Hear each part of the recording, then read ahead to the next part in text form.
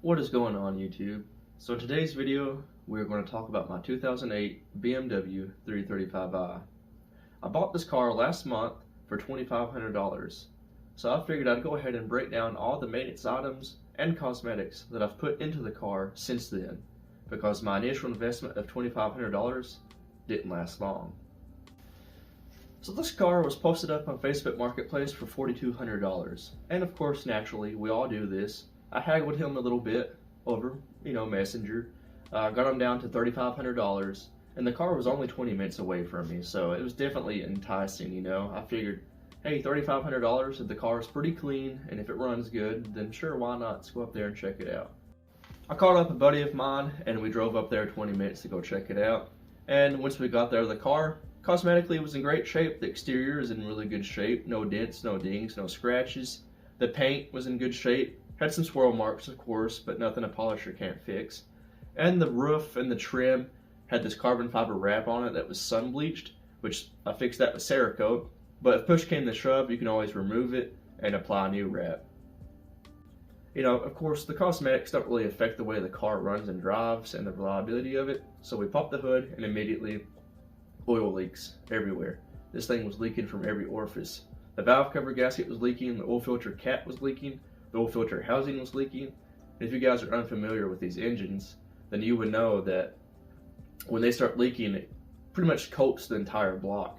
So it makes it really hard to diagnose what was really leaking. It could be the oil pan, rear main seal, front main seal. You don't know because the entire engine is covered in oil. So that was an immediate turn off, but it was also room for negotiation with the price. At this point, I definitely knew we had some wiggle room in the price, and the car wasn't even started yet. So I was kind of talking to the owner. I said, man, I would give you $3,000 for the car as it sits right now. And he was okay with that. He was like, yeah, sure, I didn't know it was leaking this bad. You know how it is. So I decided, you know what, since we're here, I'm gonna start the car up, just listen to it run, see if the engine's healthy, see if it smokes out the exhaust, any, knocking, ticks, valve train noise. Let's just start it up, see what it does. So we turned the car on, and immediately the belt was squeaking.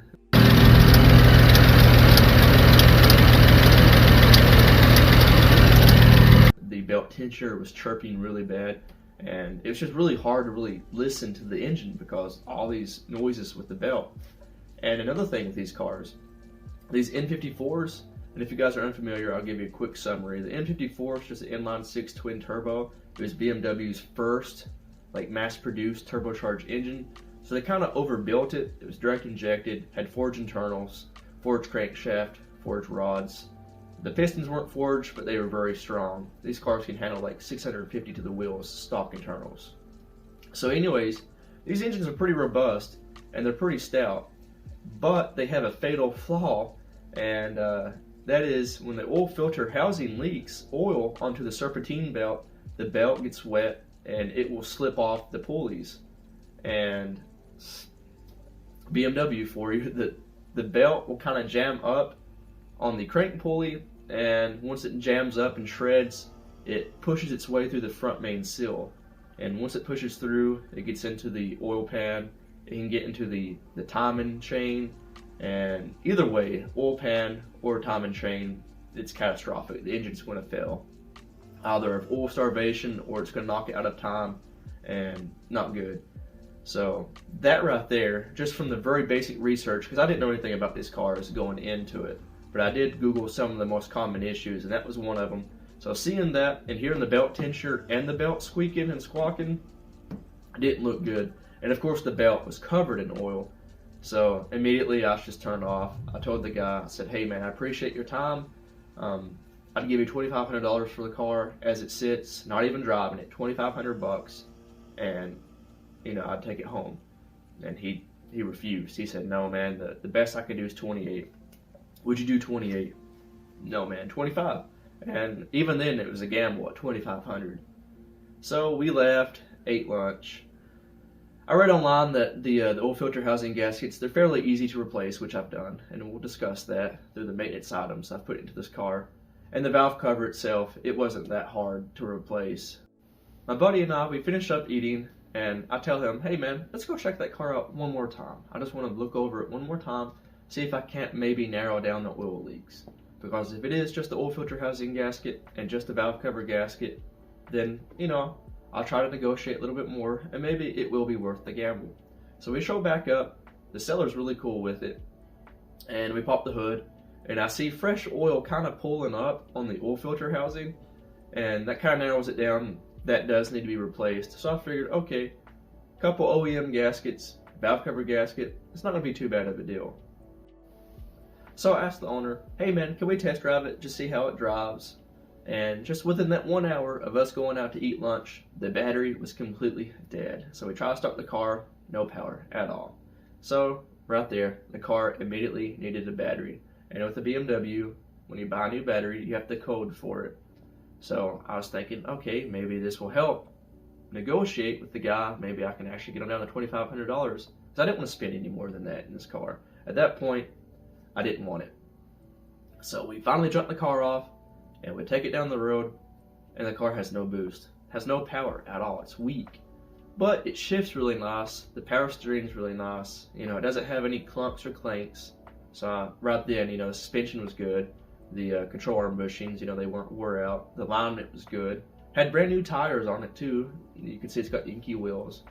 So all that right there, I did like that. And the fact that it shifted good, because the last thing I want to do is put a transmission in the car or have to mess with it at all, which I did anyway with maintenance, of course. But as far as removing the transmission, having it rebuilt, I didn't want to deal with that.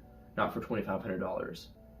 So we turn around, bring the car back, and I just figured, okay, we drove the car, it's off, I'm gonna see if it will even start back up. Maybe it's charged enough now that it will crank back up, and it wouldn't. So, one of two things, battery's completely dead, and the alternator could be bad. You know, it's not charging the battery, so which one is it? One or the other's bad, could be both of them. So I used that as leverage. I used the fact that the car had no power as leverage, and he still will not budge from $2,800. And he told me, he said, hey man, there's a guy supposed to come tomorrow from Charlotte to come pick this car up. He's going to trailer it home. He doesn't care the condition it's in. He just wants this car. And he's going to give me $3,000 for it. You know how salesmen are. They try to scare you like, well, I got another better offer. You know, he's going to come and trailer it. He doesn't care if it runs or drives or not. I said, well, let me know, man. If he really does come and pick up the car, okay, so be it. Wasn't meant to be. But if he doesn't show up, call me back. The weekend goes by. I've remodeled the garage. Actually, matter of fact, where I am sitting used to be a wall. So we knocked down this wall. My family came over. We expanded the garage, made it bigger. So that was a weekend project. Gave the guy 2 days to kind of ponder on my offer, or maybe sell it. You know, either way. So it gave me time to get stuff out of the way, and it gave him time to possibly sell the car and think things over. So anyways, I called the guy back Monday morning. And he's like, hey, I still have the car. The guy from Charlotte never showed up. He was a no-show. And I figured, did he really not show up? Or did he show up and he maybe seen something with the car that I didn't see and he walked away from it? So I told him, I said, listen here, man. I don't want to waste our time anymore. $2,500 cash in hand. Let me come buy the car. And he said, yeah, let's do it. I'll take $2,500. So I round up the money, I go up there to check the car out. Of course, it's dead as a doornail, have to jump it off. Get the car running, and at this point, I said, you know what, I've already came up here 3 times. I offered him $2,500, and we agreed on that. I kind of wanted to try even lower, but I figured for $2,500, it's a 335i, it's in pretty good shape, just needs some love. So we shook on it, he gave me the title, gave him the money, and immediately drove the car home.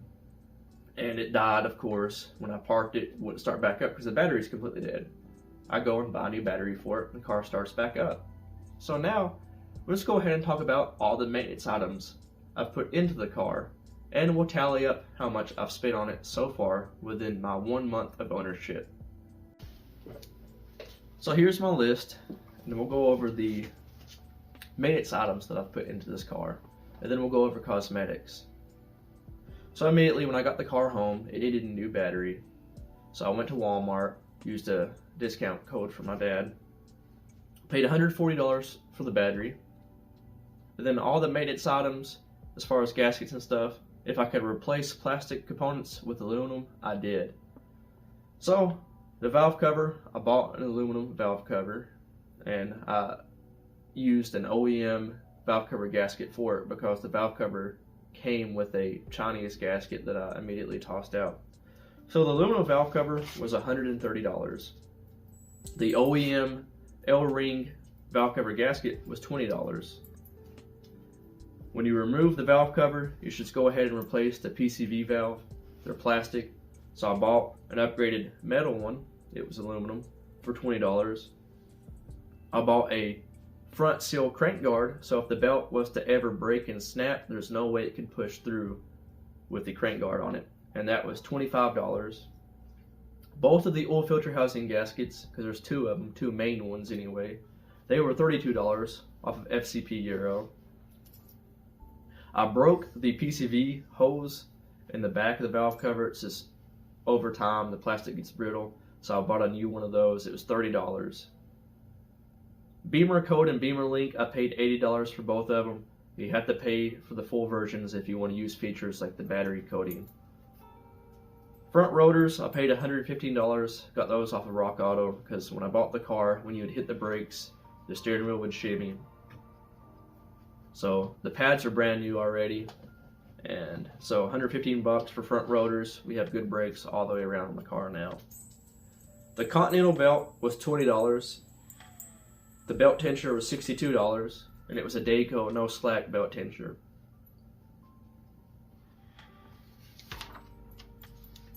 The oil filter thermostat gasket, which is another gasket that goes onto the oil filter housing assembly, was $8. I bought an aluminum transmission pan. It was $100. Bought that off of FCP Euro. The Mickey Mouse flange on these cars are plastic. It's a coolant flange. And when they break, those plastic pieces can go into your water pump and fry it.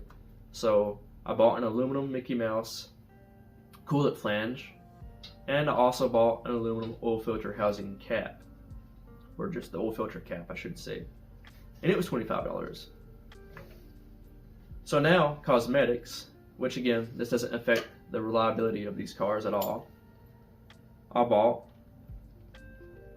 some finishing rods and fog mesh trim.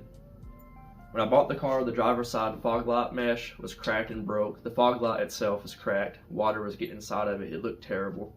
And then the second night I had this car, took it for a drive, and I hit a raccoon, busted the passenger side. So both of those together, eBay parts, $22, super cheap. I wouldn't really say this is cosmetic, but it was something that needed to be replaced. It's a maintenance item. The rear driver window, the regulator was bad. The window would roll down, wouldn't roll up. That was $16. I bought wheel spacers, 20mm wheel spacers just for the rear. They were $55. Yellow fog light housings, they were $25. The front lip is a LCI front lip for the 2009 335i's. It fits on the pre-LCI. As you guys can see, it looks really good. I paid $53 for that. The rear spoiler, $50. Both of these came from eBay. The spoiler is a carbon fiber look. So it's got like a fake carbon fiber pattern printed on it. It's not real carbon fiber. Some cosmetics for the interior was the passenger door handle. It was taped up, looked terrible. It was $20 off of Amazon. And then if you really want to, we can add the Cerakote that I put onto the carbon fiber wrap because it was sun bleached. They're $20 a box. I used 2 boxes because I put 2 coats on it. I would just assume that was $40. So all the cosmetics and maintenance items added together cost roughly $1,075. That's rounded up. My total investment into the car is, $3,575. And would I say it's worth it? Yeah. I mean, because I have a totally reliable daily driver now. I've done all the preventative maintenance items. I've done the bulletproofing on these cars, like the Mickey Mouse flange. Like I said, those are plastic. They get brittle and they can break and go into your water pump. And these cars have electric water pumps. Very expensive if you do blow one of those up. They make a metal aluminum replacement. So this car has a brand new OEM water pump on it. I found some maintenance records on this car, by the way, and so I So if it ever goes bad, I'm going to buy the aluminum housing unit, because this one's still the Continental plastic. So like I said, I'm trying to do all the aluminum upgrades I can, because aluminum can handle the heat cycles. It's just as light as plastic, and they look better to me personally. So with all these upgraded parts, the interior, like I said, I fixed the window regulator, the door handle, so the interior is in really good shape now. It's pretty much 10 out of 10 now, because the dash, the leather, no rips, no tears, nothing like that. The steering wheel is actually in good shape. It's not flaking apart like the majority of them do. The buttons have no chipping, flakes, anything like that on them. So it is a M-packaged car, so it has a little M on the steering wheel. It has the leg extenders and stuff that came with the M Sport package. So the car, I mean, for $2,500, it was definitely worth it, and it was worth $1,000 I put into it for preventative maintenance and bulletproofing. And like I said, the Mickey Mouse flange, you know, it's a must. The crank seal guard, that is a must. So if you buy one of these cars and that hasn't been done, make sure you do that. Just in case the belt ever was to shred, you never have to worry about it finding its way inside of your engine, because that's catastrophic, no way around it. And even if it doesn't find its way inside your engine, it can destroy the front seal, and then that's a time-consuming replacement process as well. So like I said, putting the front crank guard on this car, that wasn't fun, so I could only imagine replacing the seal.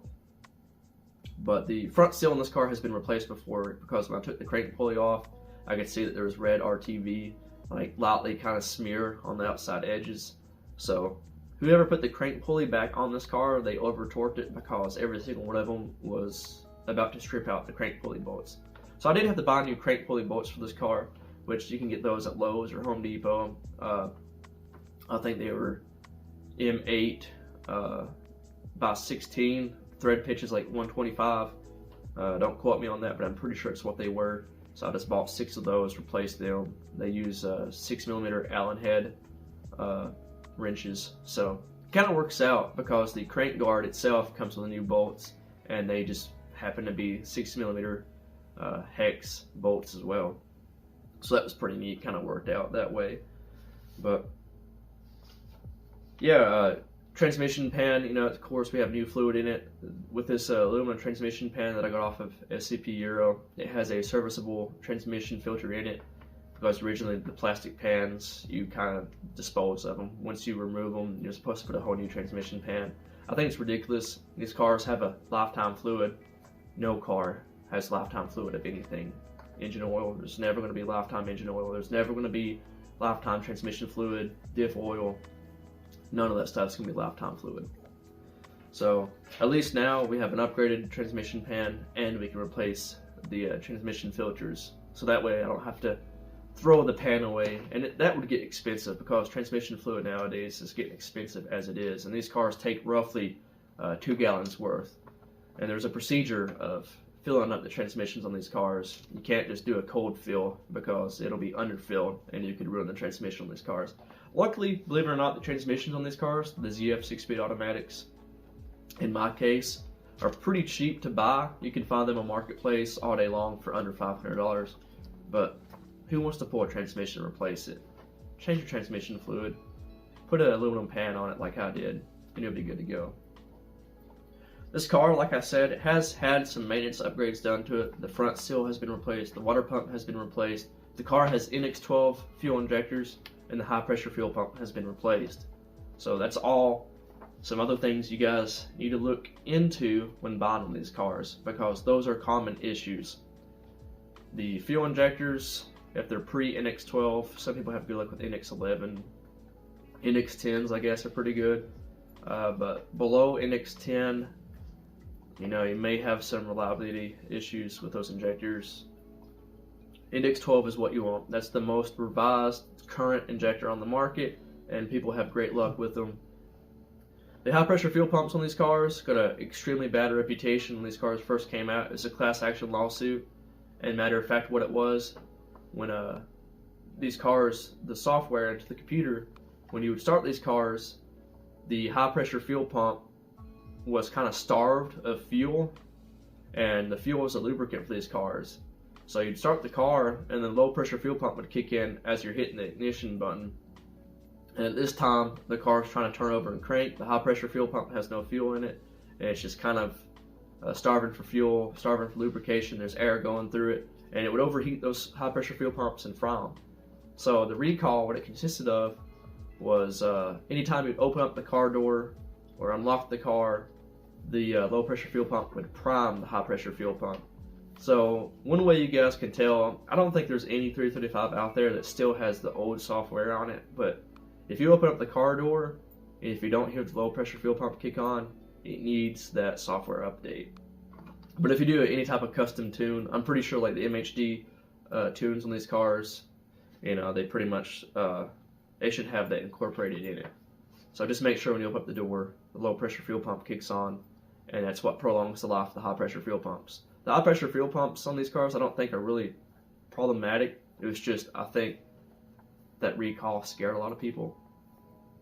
So I guess we'll go ahead and walk around the car, and I'll point out some of the things I've done to it, and we'll check out the interior too, and wrap this video up. So Kyra and I want to give you guys a quick walk around in this car. So as you guys can see, I have it kind of cleaned up. It's polished up. The car cleans up really good. When I bought the car, it already had these inky wheels on it. The tires, there's some cheap Iron Man tires, but they're brand new, so I'm not really going to complain too much about them. Here's that carbon fiber wrap I was telling you guys about. It was sun bleached when I bought the car, and I used Cerakote Trim Restore. As you can see, it was on the side trim as well. It turned out really good. It just prevents me from having to peel this wrap off, and I don't know the paint condition underneath this wrap. Could be sun faded, could have faded clear coat, or the wrap itself could pull the clear off. So I figured I would do that. It would save me from having to rewrap it. We have an aftermarket driver side headlight, and we have the factory pre-LCI headlight here on the passenger side. These are the adaptive headlights, so they move whenever you turn the steering wheel and stuff, which with this aftermarket one that had to be disabled, and I used Beamer code to tune out that error light, so that app really does come in clutch. So here we are with the oil filter cap. It's aluminum, and this is easily serviceable because you have either you can use an Allen wrench, or you can use a wrench or a socket on this big nut itself. This car already had these Berger Motorsport dual intakes, and we have the Berger Motorsport upgraded charge pop as well. Over here you can kind of get a glance at the aluminum valve cover. Like I said, it comes with its own valve cover gasket. Toss that out. It comes with its own PCV valve. It's plastic. Toss it out. Buy an upgraded aluminum valve, and buy the OEM L-ring gasket. Silicone vacuum lines, like I said, they've been upgraded. Definitely upgrade those. Here's the front lip. Yellow fog lights. Paint matched kidney grills.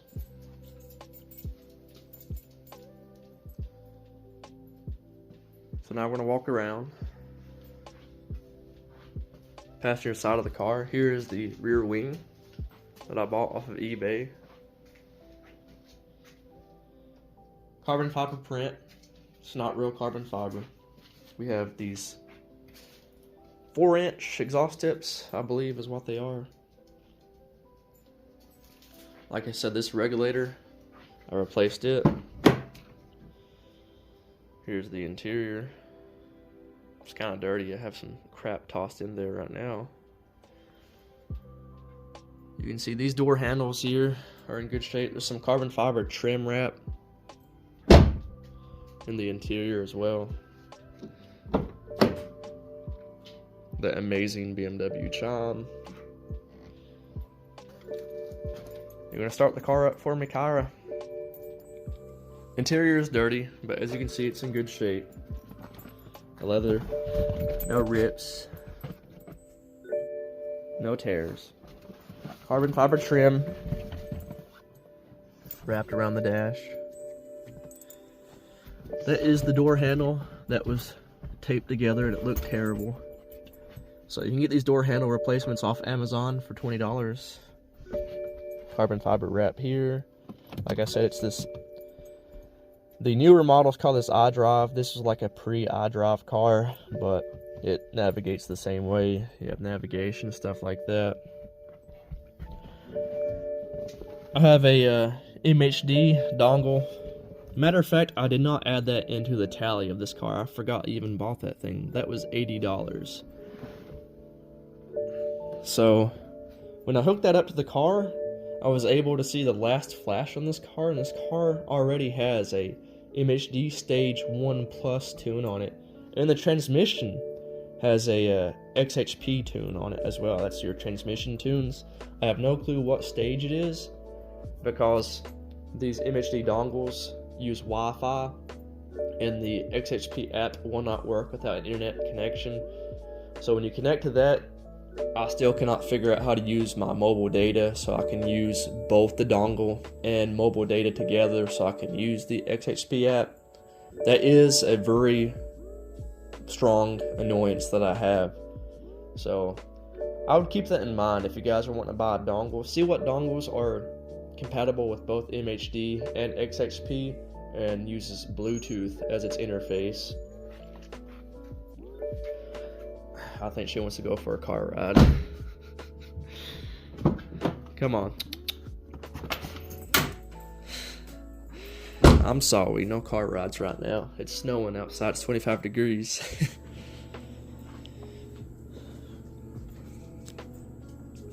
Yeah, that's pretty much a total summary of this car. Oh, the sunroof also works. All windows work now. The window motors, they all work. The seats work, all the electronics work. Another quick thing I will mention to you guys, this is a weird BMW quirk.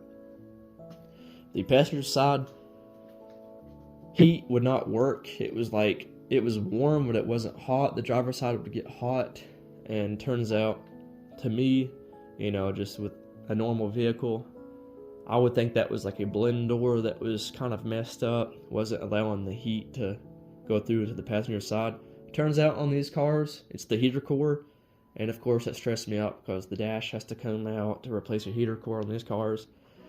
But apparently these cars used a type of sand blast casting for the blocks, and sometimes the sand gets left over in the coolant passages, and believe it or not, this car was pretty much well maintained. It was a leased car, and throughout the Carfax history, you can see that the service records are actually awesome. This car had regular oil changes. It had coil packs replaced every 20,000 miles.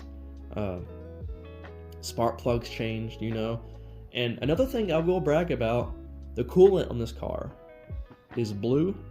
It's never been mixed with universal or green. They've used the blue BMW coolant.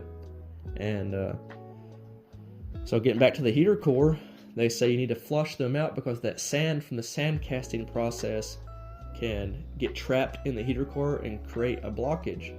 So you have a discharge pipe here, or discharge line underneath this elbow. You guys probably can't see it. And of course, you gotta take this cowl, everything off. It's underneath the intake. You have your heater core. It's on the driver's side. So I went ahead, bought some water hose, rigged up a hose system that would tightly connect to the heater core, so I could put light water hose pressure through it, because I think the water pressure it goes through heater core is around 4 psi.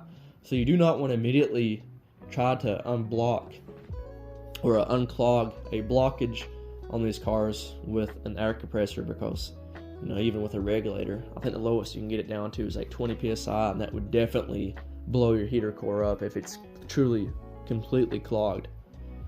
So I got the water hoses all hooked up and put some water through it, and it was cleaning out really nice blue coolant like I was bragging about. The coolant on this car has been maintained, has been changed, and it's nice and clean. So I figured, well, it's not my heater core. The coolant coming out is way too clean. There's no debris coming out. So I actually put my mouth to the hose and blew like lung pressure through it, and I could feel like a hiccup. So I blew a little bit harder, and sure enough, it freed up, and sand came out into my discharge bucket. I wish I had a video or a picture to show you guys, but it looked like beach sand. That's what it was. It came out into the bucket. And after that, I ran some more water hose pressure through it for about 30-45 minutes worth, I think. Just sitting there rinsing and rinsing. And sure enough, the passenger side heat works. So if you guys have a 335i and your passenger side heat is not blowing as hot as the driver's side, try doing that. Try flushing out your heater core. Like I said, don't put too much pressure through it at first until you know for a fact the blockage is somewhat cleared out. But yeah, as far as maintenance items go, like I said, all the gaskets, when I first bought the car, the oil was pulling up in here. It was leaking from the oil cap. But you have a gasket that's sandwiched on the side here, then you have another gasket. The intake manifold has to be slightly removed to get to the bolts. And something else, if you guys don't already have a torque spit, you need both female and male sockets. Definitely, I got this off of Amazon. I don't know what brand this is. E-lead. So that's a little note I gave myself when I was doing the valve cover. And then this right here, this is a ratcheting wrench. This really helped. If you guys are doing the oil filter housing gasket, you need this wrench. It goes right up above the Mickey Mouse flange, and that way you don't have to remove your coolant hoses to remove that bolt.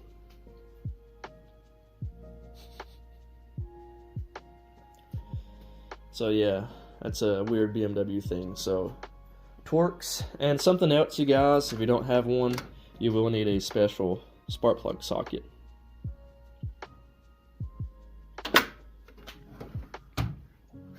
And if you're doing the valve cover, you need a special deep, skinny 10mm to get onto the coil studs, by the way. Since my valve cover was old and brittle, I went ahead and broke the plastic wells out. I just destroyed them so I could fit a regular 10mm on there. But with aluminum one, it doesn't have that same casting on it, so you don't have to worry about that. So with aluminum valve cover, you have easier accessibility, and just it looks better. It's going to last longer, and I think you guys will be happy with it. So I'm going to go ahead and link everything in the description, everything I've put on this car: oil filter, transmission pan, all the aluminum upgrades, Mickey Mouse flange. I'm even going to link, I didn't do this, I didn't put these on the car, but it was already on this car, but everything that's on my car, I'm going to link in the description.